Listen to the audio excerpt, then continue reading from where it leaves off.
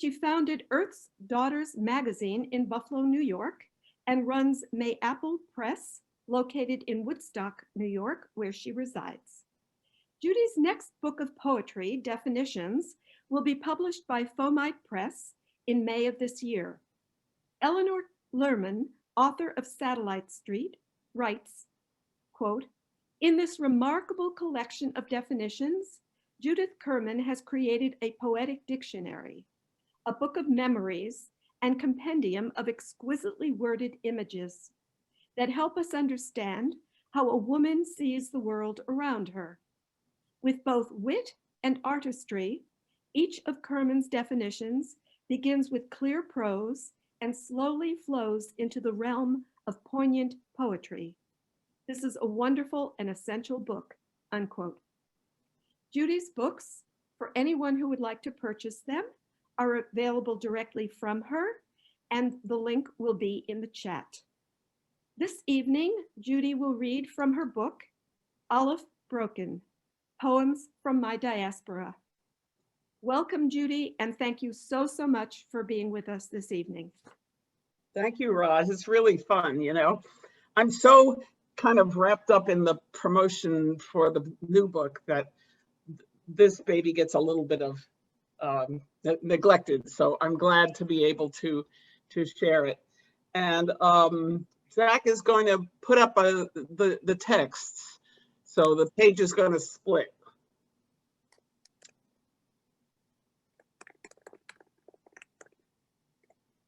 And I'm going to read in the order in which I gave them to you, Zach, but I may skip occasionally. Okay, no problem. I will follow along. So just kind of to start, I want to start with liminal, which, you know, liminal is a word that when I first ran into it, it wasn't in the world very much, but now it's all over the place. It means threshold. And weddings, funerals, brisses, bar mitzvahs are all ceremonies for celebrating liminality, which is the point at which you become something other than what you were before. So this is called Liminal, after the funeral. A book tells secrets it's dying to share once the morning ends. Some pages inked, others blank. Like the rest of the world, the blank ones struggle to rid themselves of purity. Fire eats the pages, and I hear the whisper of sleet hitting branches. I don't need anyone's permission to tell the story. Which I guess is why I thought I would include it. This next, that was actually like a proem. It's the first poem in the book, but it isn't really the beginning of the book. It's more like a preface. And the first poem in the book is one that it's one of the first explicitly Jewish poems that I wrote in my life. Although the first poem I ever published was actually in Jewish Currents when I was an undergraduate, and it was about Passover and being homesick.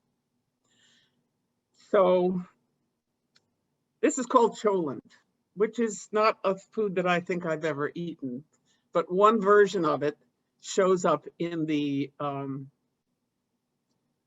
poem, one of the recipes for it. Can you make it a little bigger?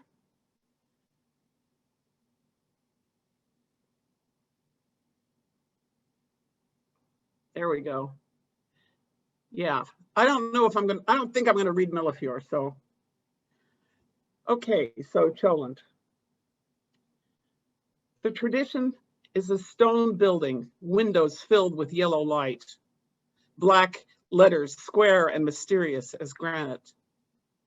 Wrought iron, that other voice, Arbeit macht frei, spreading its arms across the gate. The sword turns at the door. I sit by Grandpa, a wriggling toddler, the only female in the shul. I do not see a balcony, a curtain hiding the women. Old men in black fedoras bow and sing. The echo of the flames is close in our ears.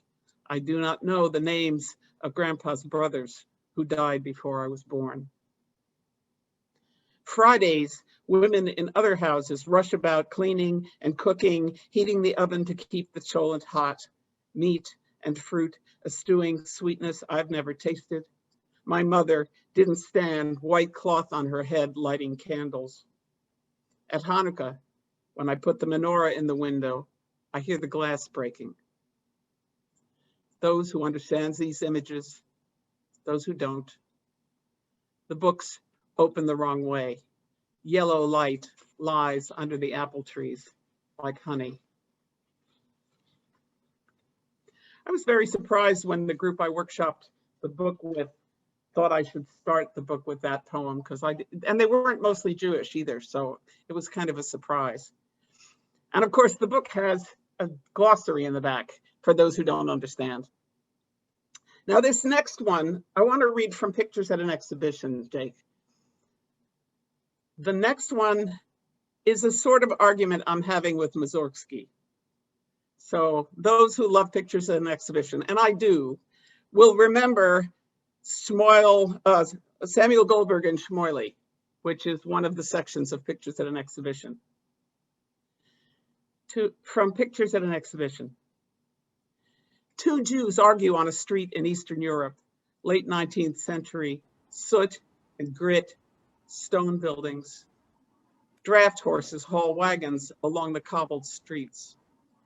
Somewhere nearby, my grandfather is helping to print pamphlets and dreaming of revolution. Last year, he quit yeshiva, and he's still arguing with his father, who prefers not to make trouble. In Mussorgsky's music, the big, pompous left hand of the piano talks down to the little skinny tinkling keys. In Ravel's familiar orchestration, low strings and muted trumpet, a klezmer voice. The big man has a white silk cravat, a black Homburg, velvet lapels. The little one has holes in his shoes, frayed cuffs, and a threadbare jacket. My grandfather is afraid that he'll be drafted, sent away for 30 years of hard labor and anti-Semitic harassment. He'd rather go to jail. Mussorgsky thinks they're funny, these two. The one who thinks he has power, the one who doesn't. I think somebody's got their mic turned on.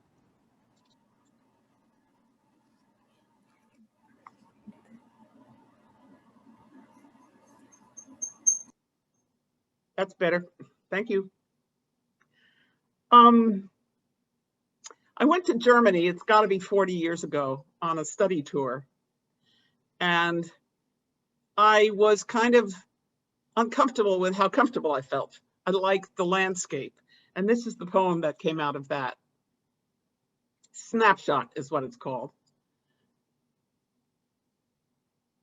And Jake has that, so I'll give him a second to get it up.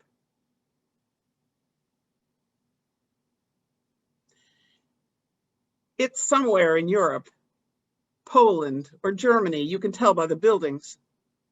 The two of them look so carefree, but it's hard to say who they are. Newlyweds, good friends on holiday.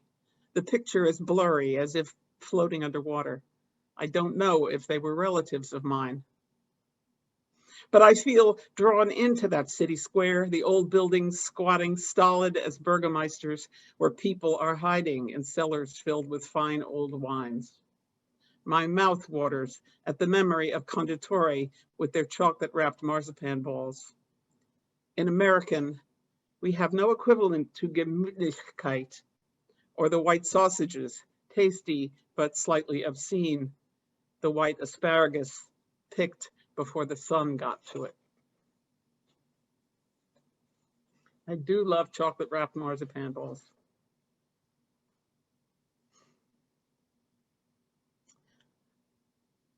This next poem is called Aleph Broken. It is the title poem. And the title sort of runs directly into the poem, which is why I don't have a capital letter on the first line. And it is an example of sort of making up a history. I have no idea. I've been doing a lot of genealogy lately, and everybody seems to be very bourgeois and wealthy enough to have photographs taken at least as far back as the late 1800s. But I sort of imagine this poverty situation has to be there somewhere.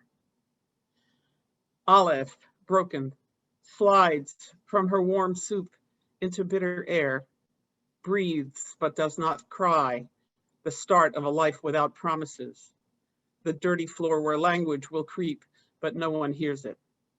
She is the first child. Describe poverty. Describe the ache to say. When she is old enough to read, the letters crack and fall apart, flakes of burnt paper. She is a window with a missing pane. Wind blows through on winter nights. Her father's hat and beard hunch over the kitchen table, a shawl over his shoulders, his hand trembling with chill as he traces the lines of text. And I should say that that poem came from my looking at the letter Aleph, which Larry Moore's, I don't know who the designer was, but what a fabulous, perfect image.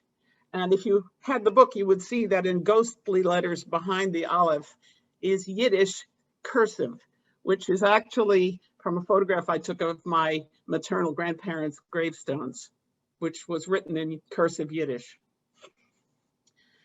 And the next one, Learning Haftorah, again, it's kind of a made up story. And I see a connection with that finger going across the page, which is so much the Jewish way of reading text. You even have the yod, which is the little tool that you use to read across the text without touching the Torah scroll with your fingers. Learning Haftorah. Hooks of letters tangle and unwind. Ancient music groans in a boy's ear. Why should he give up the sunlight? 60 years ago, when the teacher was a boy, telegrams arrived from Europe. There was nothing he could do but study, draftee in a war against forgetting. The child he teaches resents the sacrifice, but he's a good boy. He comes and works, watches the teacher's knobby finger move across the page. Sometimes he thinks he hears the old voices, even at home, the book on his desk jammed at an angle between his math text and his soccer ball, the drone of a mosquito he tries to brush away. And I guess that's my thinking about the kids whose parents take them to Hebrew school and they have their bar mitzvah and they never set foot in the synagogue again. That is not my history, I should say. I had no Jewish education except for Passover and Hanukkah. And Passover was a celebration on the left side of the left wing side of the family, in which we sang "Let My People Go." On the right side of the family, we had a much more traditional Passover at the home of the only aunt who kept kosher, but she also had a Christmas tree. So in some ways, that's what this book is kind of trying to deal with, that tension between ancestral memories, cultural memories. Even if you're not observant, even if you're not raised observant, I'm still a Jew. And Tehillah was the place where I really came back to the community. I never was in the religious community because my family was not observant or religious or members of the synagogue or anything, except proud cultural Jews with a little bit of left-wing workman's circle sort of flavor on my mother's side. I'm going to skip Conundrum, and I'm going to read Ambivalence partly because it owes something to Larry Pike, whom some of you knew. And there's another poem that's actually dedicated to Larry, but there's something in this that's kind of, oh, I'm wrong. This is not the one that has anything about Larry in it, but that's all right. I'll read it anyway. I'm a clown. Some of you know that. One of my characters is Reb Kugel, the Rub-a-Dub-Dubba Rebbe. And when I was trying to figure out what to do about a tallit for my rabbi clown, it occurred to me that, you know, milk on one side and meat on the other, what is this? So I asked on a Jewish website, it was actually like a listserv. And this is made of the things that people said in response to my question. So it's called Ambivalence. I actually did a little handmade book out of it. 1, you have to treat udder in a special way before it is eaten to remove the milk. like blood in the liver. 2, or maybe cook it in a special pot, utterly dedicated. 3, or maybe since it's flesh, the milk squeezed from it is flesh too. Theoretically, you could make Fleischig cheese. 4, blood is allowed straight from the wound, though prohibited drunk from a cup. So you may suck a cut finger. 5, human breast milk is parva, the opposite halacha from blood. It goes with anything. You can drink it in a cup, but not straight from the body once you've been weaned. 6, Yalta taught, for everything prohibited, there is something similar permitted. Yalta, by the way, is one of the few women recognized as the master of Torah in the old days, before there were, as there are now, women masters of Torah.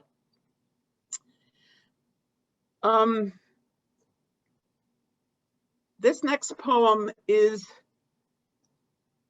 pretty much true. I mean, the conversation with the rabbi that I report is really what happened. And it's called Metaphysics, dedicated to my father. The rabbi asked, he wasn't really an atheist, was he? More of an agnostic? But you imagined the universe mechanical. I don't know if that meant gears, perhaps atomic nuclei. When I said the world is a living being, you called me pantheist, an affectionate insult. We never talked metaphor, although I probably learned it from you. What is left then, under the flat lawn with its sprinklers, under the sandy soil, in the concrete vault, in the wooden casket, in your good sports jacket, in the skin bag among the suppurating microbes? You are gone beyond the blank black door. That's all anyone can say.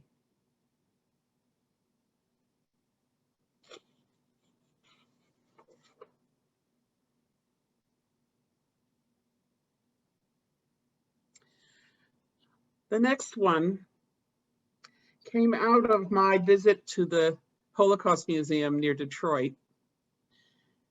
And I found myself uncomfortable with a kind of Holocaust obsession. And this came out of that.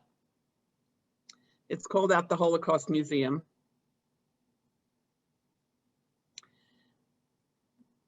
Prurient fingers cataloged the photographs. Rabbis, scholars, shopkeepers, black coats and beards, wives and children huddled under kerchiefs.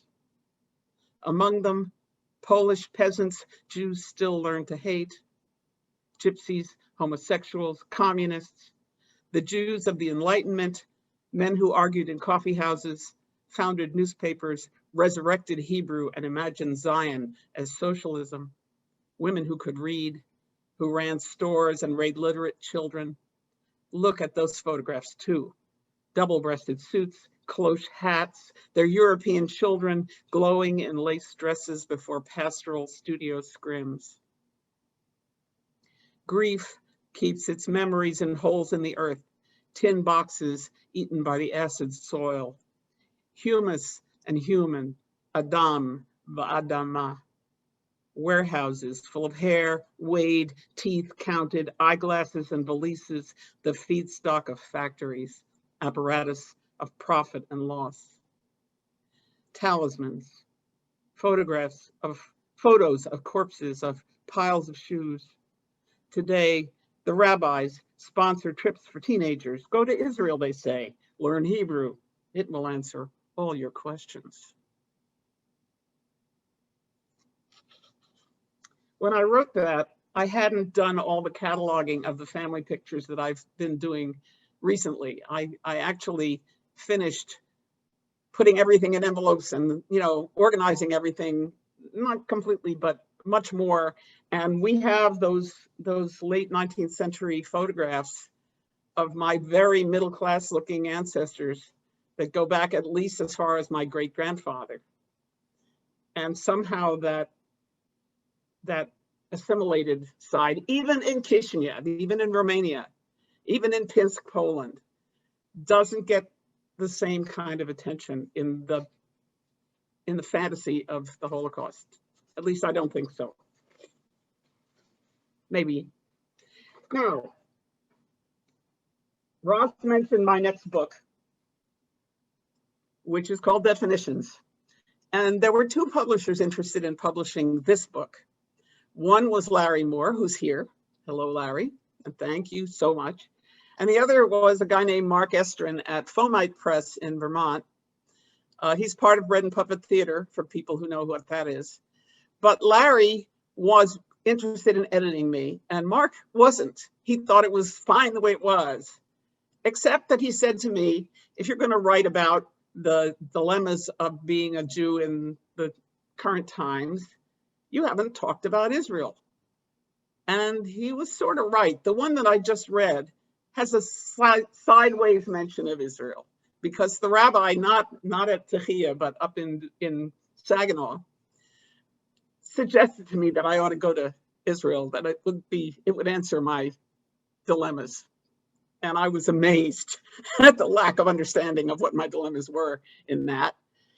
So in any case, I thought I needed to write a poem about Israel. And Mark is very anti-Zionist. So for a while I thought, like, I have to write the poem that he wants me to write. But I could not do that. I needed to write the poem that I needed to write. And so this is the poem that came out of that. I was already doing definitions, and later on he said to me that he wanted to do a whole book of them. I think there were 6 in Aleph Broken definition poems, and now there are 54 or 5, and occasionally I see a word on, I think I should have written a poem about that, and I might yet. The idea of a definition poem came from some people at a conference I attended who issued a challenge to those of us who were poets to write in 24 hours in response to a prompt. And one of the 3 possibilities was the poem that was or pretended to be a dictionary definition. The word didn't necessarily have to exist. And I wrote a poem called Apocalypse, which is the last poem in the definitions book. And it's also in this one, but I'm not going to read it because it's not a Jewish poem. Tonight, I'm really reading the Jewish poems. But it was a terrible pun on apocrypha and acropolis and eucalyptus and lisp. And I may have forgotten one. Anyhow, that got me the idea of writing these definition poems. I had actually written one about the word metaphor as I saw it on a Greek moving van. And it turns out that metaphor in Greek also means traffic or transit. So this is the Israel poem that I wrote in response to Mark's challenge. Noun. And now in the definitions book, we also have the phonetic spelling. And if it's a syllabic word, more than one syllable, we have the syllabization. So it's really like a dictionary. Israel. 1, the national name of the Hebrew people. See also Jew, Israelite. 2, dreaming. 3, Jacob after he dreamed. 4, an infected cut that pulls when I stretch, throbs at rest. 5, a settler state. 6, where we will be safe if all else fails. 7, what I wrestle with.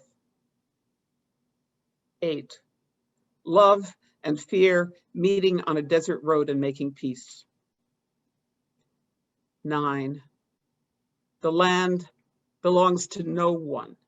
We walk on it and draw lines. Mine, we declare in that toddler voice. 10, blood ties and blood.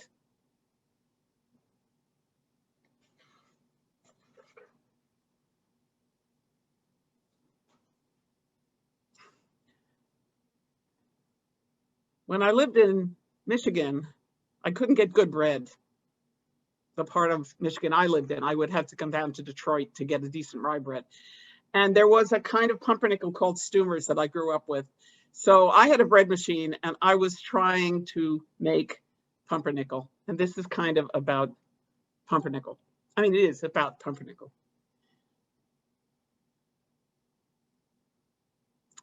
It came home with Daddy on the train from New York, round and heavy with a hard mahogany crust, knobbly as stone. We ate it weekend mornings, dense and chewy, mottled gray and tan, sliced thin with full fat Philadelphia cream cheese. They offer bread like that in Germany on hotel buffets, not what they sell here, flimsy and burnt sugar black or damp black bricks of whole rye imported. Daddy insisted Stumers used no coloring, but I tried whole wheat, rye meal, barley, buckwheat, paged through recipes flavored with cocoa, molasses, coffee, looking for that bitterness. Online, you find a small universe of people who remember Stumers pumpernickel. Someone's posted a photo of a 1920s Stumers truck. Rye starter, phones in the refrigerator, a responsibility, like caring for a pet or visiting a grave.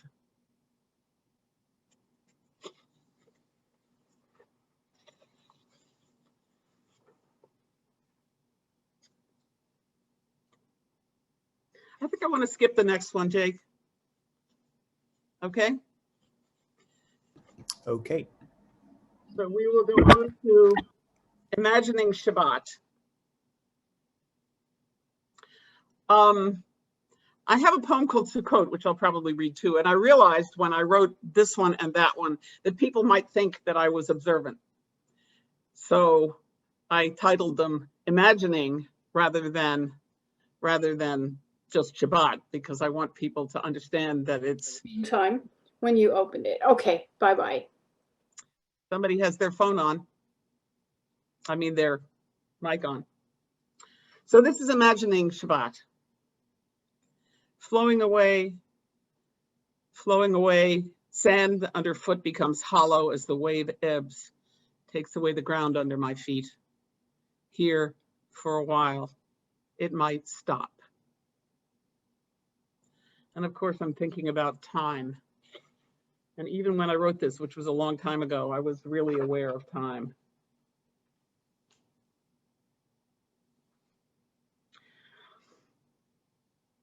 Well, this is kind of about this next one, Mechitza, is kind of about the whole project of this book in a way. No, that's the wrong one. Mechitza is the one before that. There you go. Now, Angela Hernandez is a Dominican poet that I translated. So this epigraph is a translation of her line. It's long and unfamiliar, the road of returning to myself.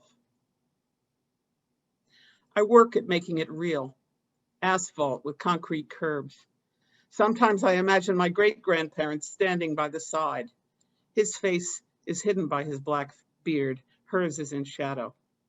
A burning yahrzeit candle sits on a shelf in a kitchen miles away. I walk past the blank-faced houses, the stories of pogroms and wars, the family history no one ever told. No one has imagined my life, a woman with no family to care for, cook for, no children to bless. This is not a complaint. My hands know more than I do, touching old wine cups, prayer shawls, braided bread. I will not cover my hair. I will not accept the mechitza, the seat in the balcony behind a screen. A pair of candle flames glows through the window.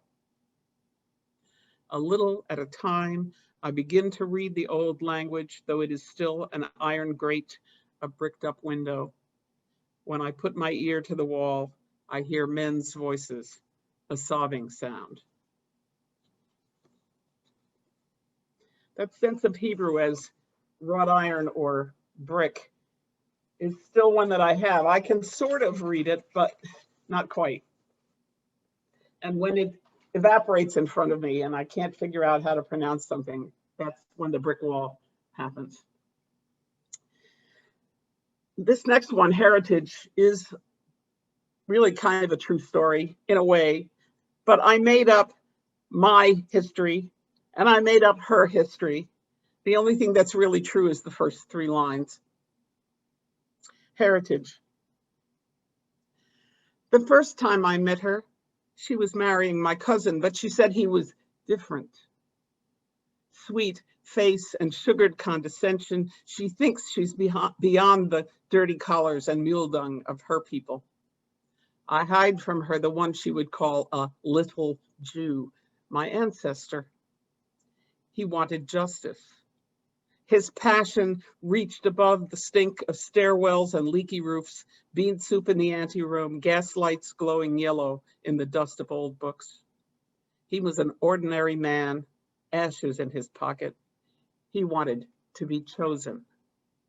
People who I imagine looked like her, people who worshiped her murdered God, broke his bones and raped his daughter. I don't want to remember how his shame curled into a club.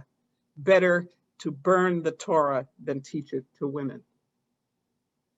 All my life, I've run from him, from her. I want to speak past it, woman to woman, but I don't know what's possible between us. She doesn't see me for who I am. A man at the shul tells me, what the Goyim did to us, who cares if she's offended? This is actually 2 people. And the woman who referred to a little Jew was talking about her favorite scene in Schindler's List, when the Jews are in the back seat with Schindler bargaining about pots and pans, and she thought that was cute. Which really told me something about her. So she's sort of the person. That is a real person. Algorithm.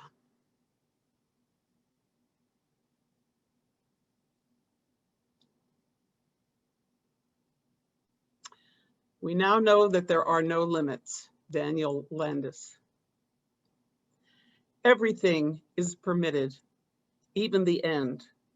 Children starving while the smell of sauerbraten blows over barbed wire fences. We like living well, sensible burgers asleep under a feather tick, so we plan ahead. We have a computer model of the end. We keep it on a shelf between the Bible and Das Kapital. The end is a recipe for potato soup, 1 rotten spud to the gallon. It glows in the dark like the plastic keychain charm of a skull I had when I was 12. The purpose of the revolution is sleeping through the night. I promise I will never leave you alone, shivering in the roar of furnaces.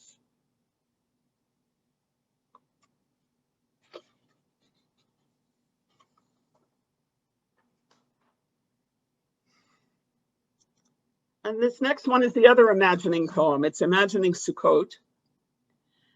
And totally imagined. And the place I'm imagining is probably Saginaw, Michigan. Imagining Sukkot, your tents, O Yaakov. The children camped across the desert 40 years with never any rain to fall on them, holes in a roof, not solid anyway, but thatched with branches. The delusion that there could be stone palaces. Now the kids want to put up a nylon tent next to the barbecue. They giggle at crackling branches. The possum who lives under the neighbor's shed scuffles through the leaves and stares, eyes glowing red into the flashlight.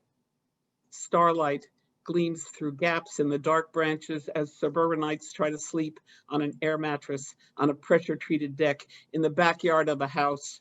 The silence, never absolute, the sound of freeway traffic carried miles on the wind, once a year for a week, hoping it won't rain.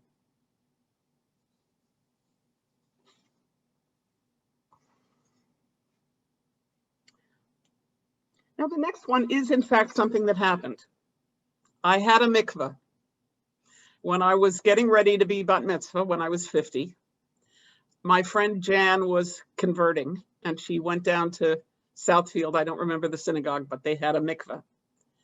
And I thought, well, you know, I've never had a mikveh. I don't need to convert because I'm born Jewish, but So they let me use it. There was no mikvah lady there. I just went in by myself. And this is kind of the way I felt about it and what happened. Ritual bath. The mikvah should be blue water reflecting open sky, like floating in my mother, perfect dependence. Not this tiled room entered by the rear door near the dumpster. Remember to breathe. Remember the world outside where sunlight has heated the cistern on the rooftop, so this water is almost too hot. Duck my head 7 times. Affirm the skin I wear is Jewish. Always imagine dark shadows below the surface, piles of bones, piles of hair. Duck my head 7 times. Let it all float away, ocean roaring in my ears. There was an earlier version of this, and I tried to set it to music. And then I realized that I didn't like it at all because it had all the romanticism, but it didn't have that tiled room near the dumpster with the water being almost too hot. So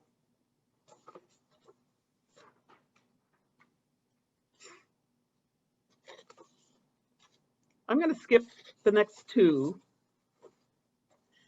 And I'm going to go on to writing an epitaph. I think I haven't kept in here the poems about my mother, but all right. Well, this is writing an epitaph.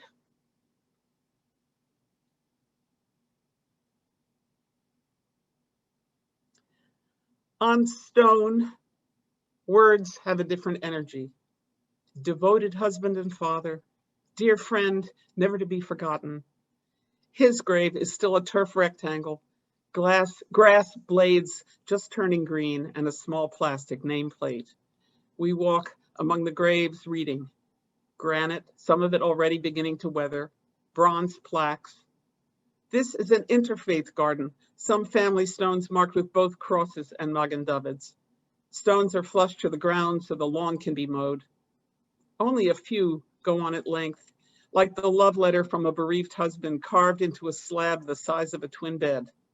A ceramic photo shows a luminous blonde in her 40s. My mother knew sides of him he never showed to anyone else. And in his last years, he was already not quite there, sinking slowly into the television set, an accountant who made errors in his own tax returns. We need a pun, since he loved them, or a crossword puzzle, a star for a Jewish atheist.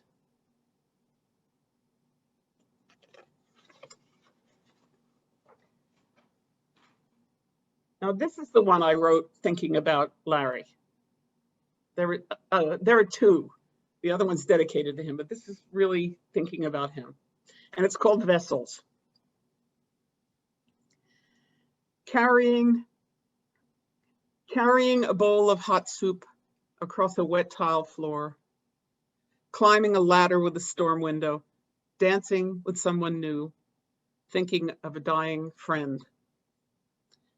The Midrash says there was an earlier creation. It did not hold. Perhaps there was too much holiness. The harsh law, adamant, could not hold. The particles rushed in every direction. Sitting alone in the dark, listen. Is the holy everywhere? How shall I see it?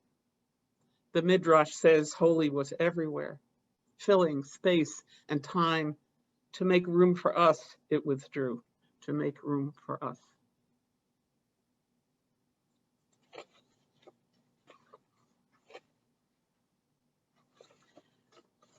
And I'm going to skip the next one and go on to hunting season. How much have I got? Well, not that many. This is kind of my Jewish paranoia poem.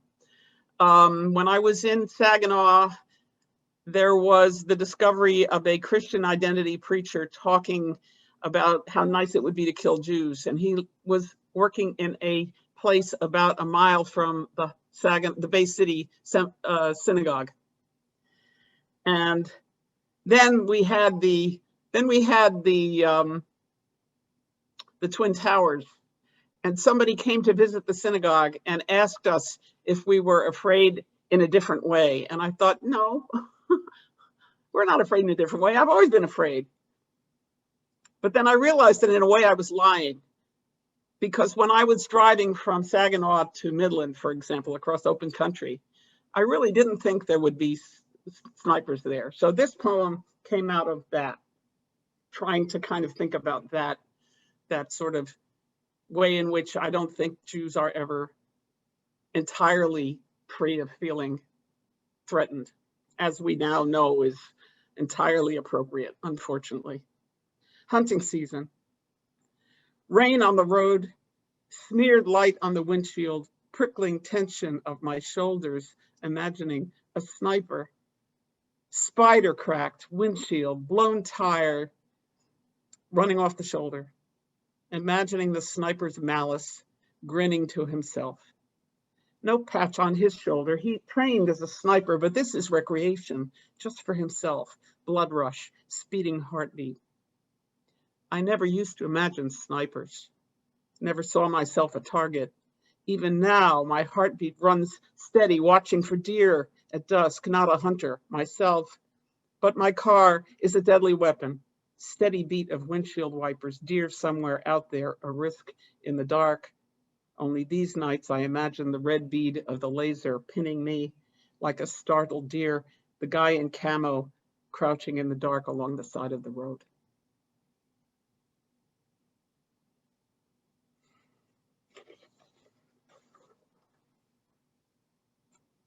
Look at the time. I want to leave a little bit of room for questions, but we're actually almost at the end, so there will be. This is a poem that I did write for Larry Pike, and I have set it to music, so I'm going to sing it for you. And basically what I did was I made up a kind of Torah chant. I made up little trope marks, and I made little musical elements to go with the trope marks, which is how Torah and Haftorah and all of the other books that are chanted are designed. It's a work of, it's total genius that once you've done that, you can sing the entire Tanakh. I can't believe you're just playing that. It doesn't, like, the fact that I took it away, like, he's here.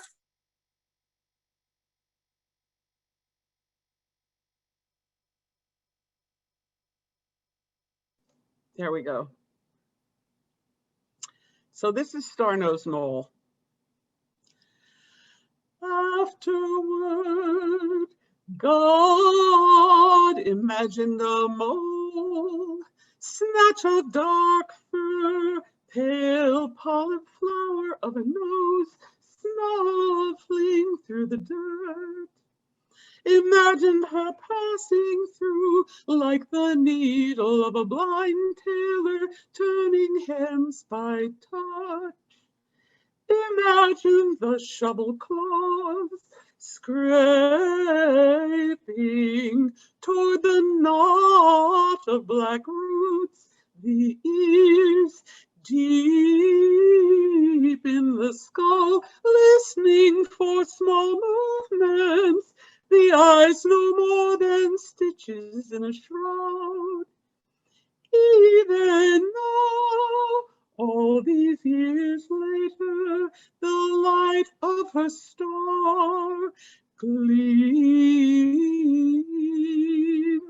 down the long tunnels.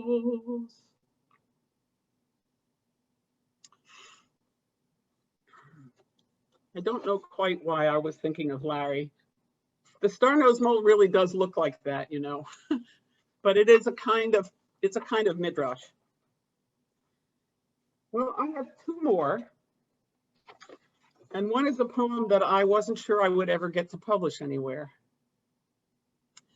I should say, by the way, that I've set several other of my poems, and I'm working on more of them. It's a project that I've been playing with for a long time, but not making a whole lot of progress. This is one that I particularly liked, and I usually chant it when I'm giving a reading. So this is Canto Estrano. I spent time in Mexico. I learned to speak Spanish and read Spanish, and I did translations. And during my first 6-week period in which I was going to school in Mexico, I was down the street. My school was down the street from a coffee house bookstore that had a little poetry workshop. So I went, and they were very welcoming. And in fact, I ended up translating a Cuban poet that they were reading at the time. But they said, come back and write a poem. And I said, in English? And they said, oh no, in Spanish. So I wrote the Spanish of this in Mexico. And then some of it is translation of the Spanish, so you don't have to know Spanish to know what I'm saying in the Spanish. And some of it is a kind of meditation on it. The third part of this book, I have been accused of not really having it be about Jewishness, but it really is about the way in which traveling and experiencing other cultures brought me back to a way of thinking about my own background. And this poem really has that in it.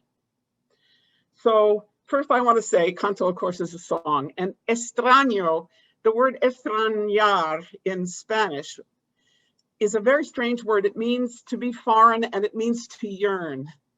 Like I miss you would be te extraño.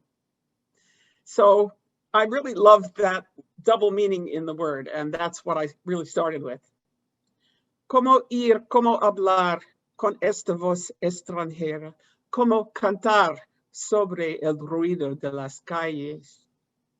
How to move forward, to speak in this strange voice, to sing above the noise of the streets. Cuando mis padres vinieron a nuestras calles, mi lengua era extraña a sus oídos. Me dan mi lengua con dolor, no tiene raíces. Olvidan sus lenguas de niñas. When my parents came to our streets, they did not speak my language. They forgot the languages of childhood.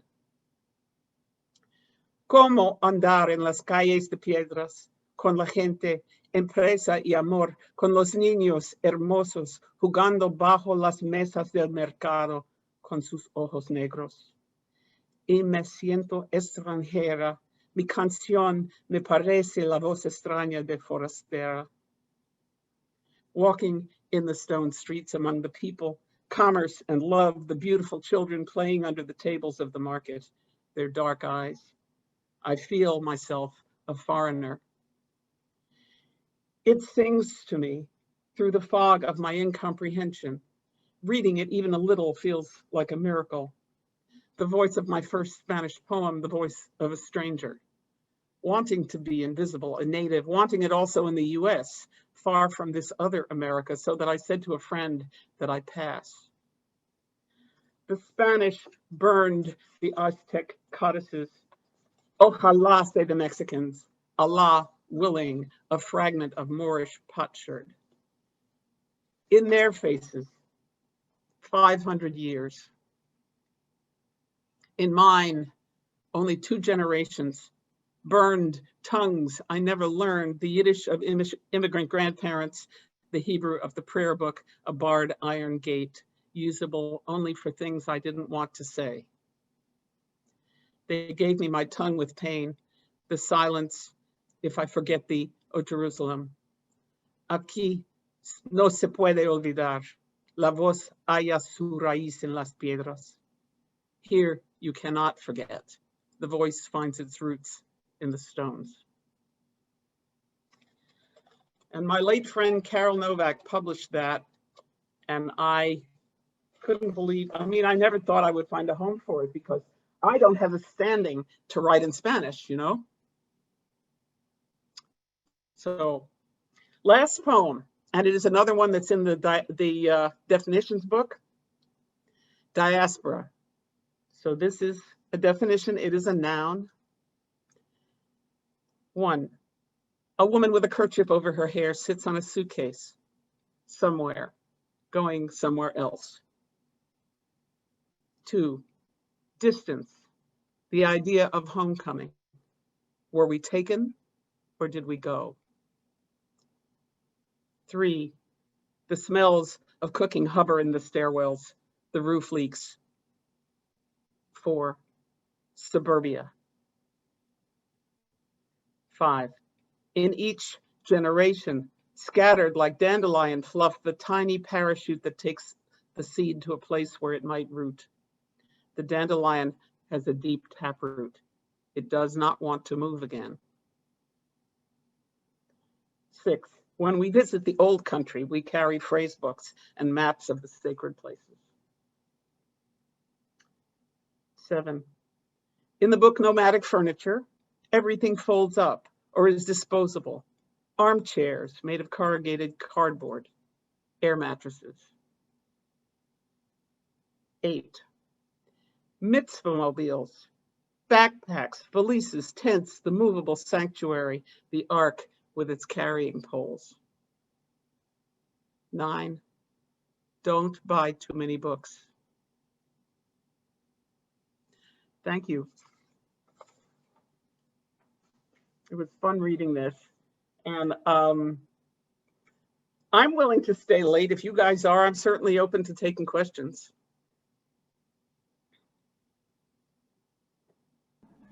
Wow, thank you, and yasher koach, Judy. I do hope that people will stay on for some questions and answers and some discussion.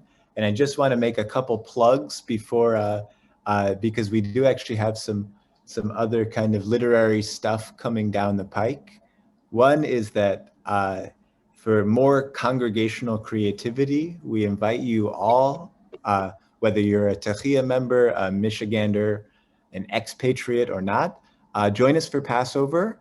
We're doing a whole crowdsourced Seder where people are, each devising different parts of the Seder to lead. And we hope you'll all join for that. You included, Judy. And I also want to plug another special thing that's coming up is in April, we're launching a very cool project, a sort of science fiction, visionary fiction meets Jewish tradition book club. So thinking about the ways that visionary and speculative fiction, our ancient tradition of it and the contemporary future looking work can help us to envision new worlds for liberation. So I'm gonna put those both in the chat and I'll pass it back to Judy and to Raz if you want to facilitate anything else for some more discussion. But thank you all for being here. Seriously, it was wonderful. Thank you so much. Yes, I have I sent a photograph of her one day when she was faced the other way, and I said, it's my Streimel, because she looked like one.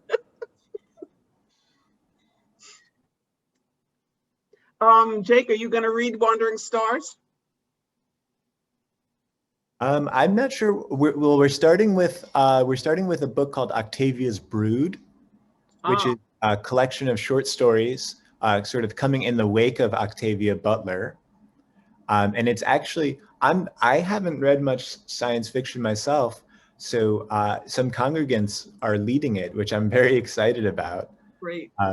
Yeah, so it's an open group, and you all are welcome to join for that too.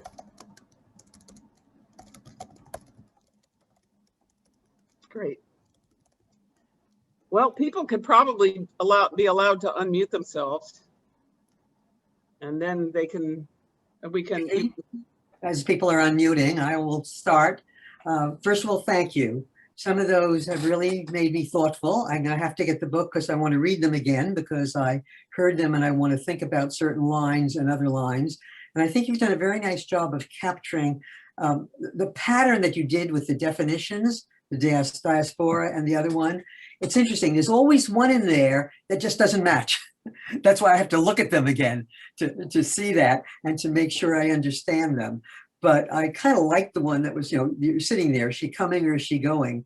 And I think of all the people in terms of the diaspora or the language, the question of the lost language. Just recently at the Sholem Aleichem group here, they were talking about Yiddish and what our parents' generation did. For example, both of our parents did not speak any Yiddish at home. Al's did a little bit when they wanted to say something he didn't want to hear. Mine absolutely did not. They wanted to lose it. Yeah. And that whole question of the next generation and the looking at it and the loss of that, as well as the finding of it. And again, the amazing thing of Aaron Lansky and the Yiddish book, the Yiddish museum, where you have all kinds of people, including non-Jews, now learning Yiddish. It's just an interesting piece of history and language coming back, and the fact that language does reflect the culture in ways that translation does not. And it's just, okay. And I'm not going to learn Yiddish. I mean, the sentences I know are enough at this point. But it's just interesting to see that. And poetry does that too. Poetry is a language like Yiddish that captures things in both a historical and present day. And if you don't think about it in those tight lines as you have done, they're lost. So thank you. It's not a question, it's a statement. Anybody else? Okay. I actually took a 6-week online Yiddish class recently. Oh, okay. I don't know that it's going to make me learn enough to read it, but you never know. By the way, I published a book by a woman named Rivka Basman Ben Chaim. It is a Yiddish poem collection with translation, facing pages. And she is one of the last Holocaust survivors still writing poetry. Judy, Victoria Cole here. Yeah. I absolutely love to hear poets recite their own verse, and your readings were superb. Let me know when your audiobook comes out, okay? I've thought about it. I have to find out how you publish those, but somebody said you just put them on a blog, on a what's it called? Podcast. Ah, that would be cool too. Yes. And I do have video of some of my readings on the Judith Kerman channel on YouTube, and this will be up. Okay.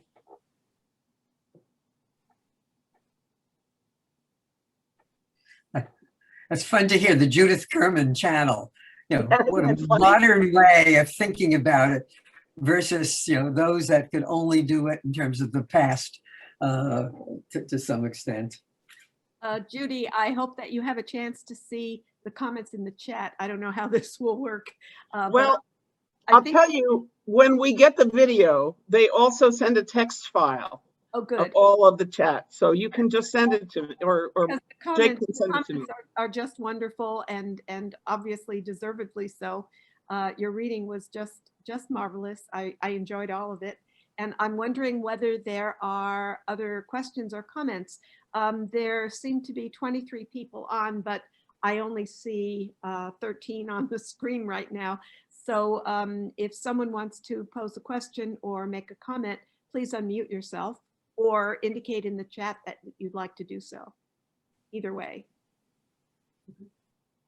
I think they probably can do it themselves now. Sure. Jake, would you please send the address, Judith, on how to get the book? Don't just put it in the chat. Send it to anyone that registered today, please. JudithKerman.com. That's my webpage. Yeah. Say it again. JudithKerman.com is my webpage, and we put a link in there that will allow anybody to buy any of my books, actually. Right. Good. Oh, somebody is not able to unmute. They should be able to. Sorry about that. There were a couple strange options that were not configured properly. Everyone should be able to unmute now. Okay. Great. Looks like Laura, you're about to say something? Yes. So first of all, thank you very much for your reading. And I just want to appreciate a particular culture and slice of Jewish life that you've highlighted that to me is very precious, which is really my parents and my grandparents' generation. My grandparents immigrated early in the last century, but that kind of secular, lefty, deeply Jewish, one foot in the new world, one foot in the old world. And it's very moving to me to see another poet really highlight the reality of that slice of, I mean, there are many slices within it, but that strand of Jewish life and culture. So thank you. You're very welcome. I mean, that's kind of part of the anger behind the Holocaust Museum poem, that it seemed to me that was something that wasn't recognized or respected. And it's also part of my dilemma. You know, it's hard to connect with that. Other than Jewish currents and a few places like that, everything pushes you toward the religious.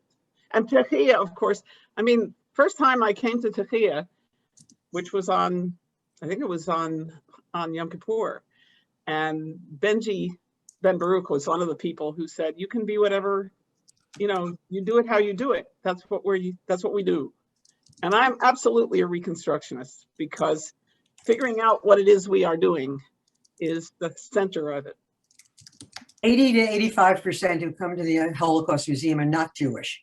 It is a museum designed for those who don't know about the Holocaust and don't understand it. And that's probably true of the national one as well, although I don't have the numbers. And for those here, I'm actually part of an advisory group from the Jewish Historical Society of Michigan, who's looking at the question of whether we should have a Michigan Jewish History Museum. And if so, who does that serve? What does that do? What does that keep? Does it interfere with what else is done? It's an interesting issue and problem coming up right now. If you do that, take a look at the history of Bay City, because the Jewish community there, which is much smaller than it was at one point, there were 2 synagogues and a kosher butcher. Yeah. Yeah. Yeah. It is the Michigan one, not. Yeah, that's what I'm saying. Bay City, Michigan. Yeah. Okay. All right. Rhoda, Judy, Larry Moore here. yeah. And I want to jump in and say, since it's been a while since we had the pleasure of working on your book together, I just want to tell you how wonderful it was to hear all of these poems in your voice tonight. And there were moments that it was literally breathtaking to experience your work again like this. So, just 2 things I want to say. I thought that, you know, for a goy in Kentucky, one of the beautiful parts of your book was through your own exploration of Judaism, finding your way into Judaism. You allow someone like me, you allow readers who are not perhaps at all familiar with Judaism to also find this pathway into it, in this understanding. And that's been incredibly enriching for me personally.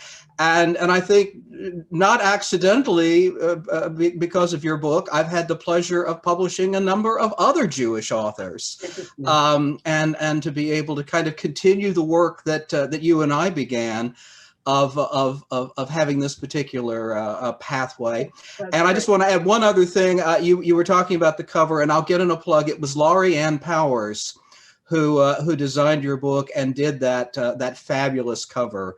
And I agree with you. So I wanted to get a plug in for her. But just thank you for doing the book. Thank you for allowing me to do the book with you, and thank you for sharing your words tonight. It's been wonderful. It was so great to see you. It really is. Thank you. You know, I should say, one of the places where I got the concept of what I was doing, apart from my friend Eleanor Lerman, who kept saying, it's not just a Jewish book, it's not just a Jewish book. There's a guy named Mark O'Brien who comes to a writers group that meets in the Finger Lakes.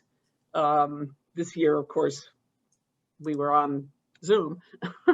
But Mark was talking about going back to Ireland as coming home, you know, making a visit from the diaspora. And a light went on in my head that was really what this was. And you were one of the people who said to me, it's not just Jews that have that feeling. Mm-hmm. The whole culture. And I said in my note, my advertisement for this reading, even the Native American people have been forced into diaspora by the way that Europeans dealt with their culture. Yeah.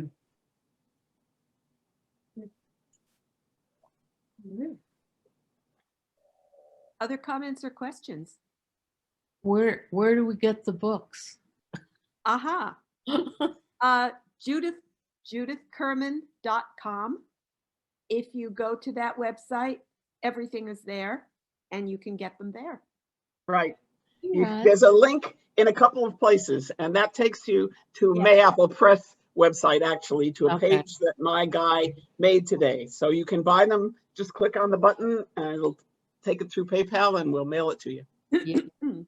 And I'll be sure to send out the links and everything and all the information that you need in our follow-up to this email. If you're registered for this event, which you had to be here, that you will get this on email, the links for where to get Aleph broken and the new book definitions and everything you need to know for everything you need for more Judith Kerman.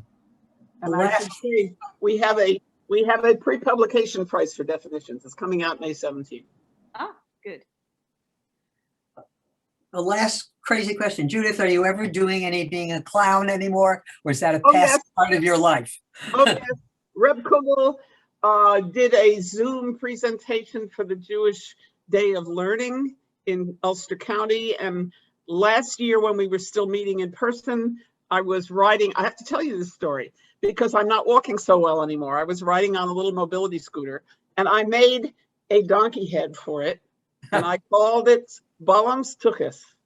Yeah. Those who don't know their Bible that well, Okay. that phrase that I quote at the beginning of Yotenso Yaakov, the beginning of the Sukkot poem, it comes from that story.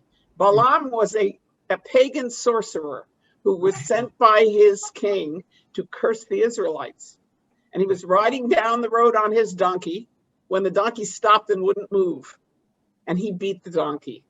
And the donkey said to him, thereby being the only animal in the Bible other than the snake that talks, That's "Why are you beating me? I have always carried you faithfully. Don't you see that man standing in the middle of the road?"